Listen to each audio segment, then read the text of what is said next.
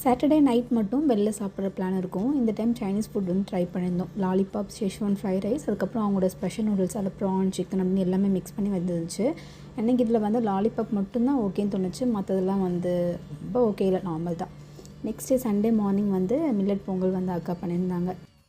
11 போல் நான் மோர் மட்டும் போட்டு குடிச்சிட்டேன். லஞ்சுக்கு வந்து ஃபிஷ் குழம்பு அண்ட் ஃபிஷ் ஃப்ரை நல்லா சாப்பிட்டு முடிச்சுட்டு ஈவினிங்காக வந்து பார்லர் போயிருந்தோம். பெடிக்யூர் அண்ட் ஐப்ரோ த்ரெட் பண்ணணுன்ற மட்டும்தான் பிளானு. ஸோ உள்ளே போயிட்டு ஹேர் ஸ்பா என்ன ரேட்டுன்னு கேட்டுட்டு வேணும்னா அது பண்ணிக்கலாம் அப்படின்னு தான் உள்ளே போனது.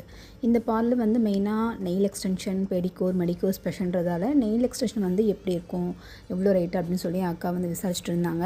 எனக்கு வந்து அந்த ஃப்ரெஞ்ச் டிப் வைக்கணும்னு ரொம்ப நாள் ஆசை. ஸோ வந்து சரி அவங்க ட்ரை பண்ணுறப்பவே நானும் பண்ணிக்கலாம் அப்படின்னு சொல்லிட்டு 2 பேருமே ஒரு ஹேண்ட் மட்டும் ட்ரை பண்ணியிருந்தோம்.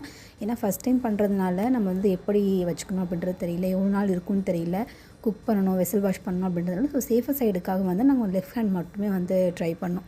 சில விஷயம் வந்து தேவையில்லாத செலவு, தண்ட செலவு அப்படின்னு யோசிச்சா அது அப்படி தான். பட் மந்த் ஃபுல்லாக ஒர்க் பண்ணி ஏர்ன் பண்ணுறதில்ல, நமக்காக ஒரு நல்ல ட்ரெஸ், ஃபுட் இந்த மாதிரி இதை சர்வீஸ் பண்ணுறதுல வந்து தப்பே இல்லைன்னு நினைக்கிறேன்.